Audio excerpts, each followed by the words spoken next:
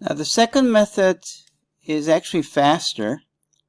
You solve it like as you would solve a linear inequality. You subtract 3, so it's -8, and whenever you divide or multiply by a negative number, you have to flip the inequality. Here we are dividing by -2, so this should be flipped. Negative divided by negative is positive, so that's +4. These two cancel, and you get that. Now, at this point, here's a way to think about absolute values. So, if you have two numbers, A and B, if you take the difference between A and B, depending on which one's on the right, it will be positive or negative, right? In this case, A is on the left side, so A is less than B, so this will be negative. But whatever it was, like whether A was on the left side or on the right side of B, if you take A minus B and take the absolute value, then you get a positive value, and that positive value is the same thing as this distance. This distance, so A minus B absolute value is distance from A to B. So, having this idea, if you look at this inequality, this is what the inequality is saying. I don't know what x is, but the distance from x to 3 has to be bigger than 4. Now, what does that mean? Well, it means that here's 3, and here's x, and just think about something like you're watching like a sci-fi movie, right? So here's 3 at position 3. You have the hopelessly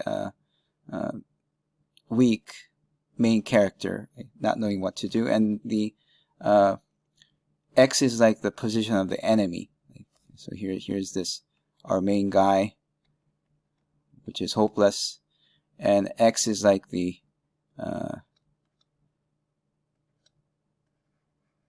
really evil. Let's just put something like that. Evil person. Yeah. But thankfully, there's some kind of a force field. Oh, I sound like such a dork here. But there's like a force field surrounding him, so he cannot approach.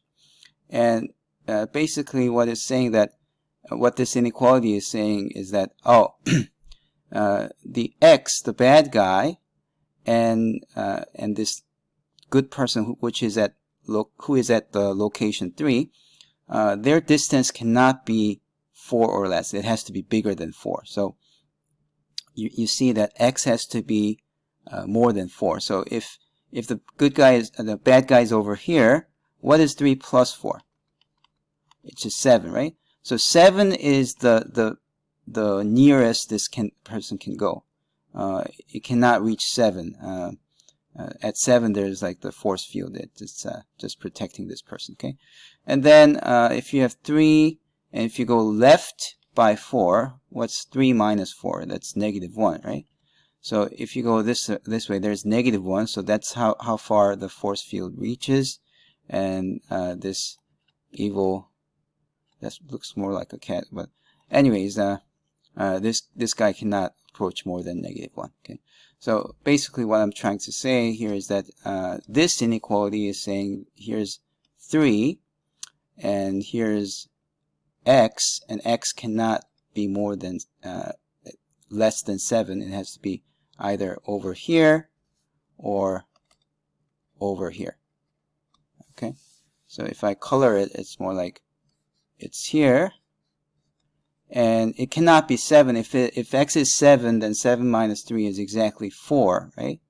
And that wouldn't satisfy this, so 7 is not included. Another quick way to say it is that if it's a strict inequality, you don't include it. And at -1, there should be another open interval. You don't include it. And so that's the solution. And the way you write this in interval notation is from -infinity to -1. union 7 to infinity.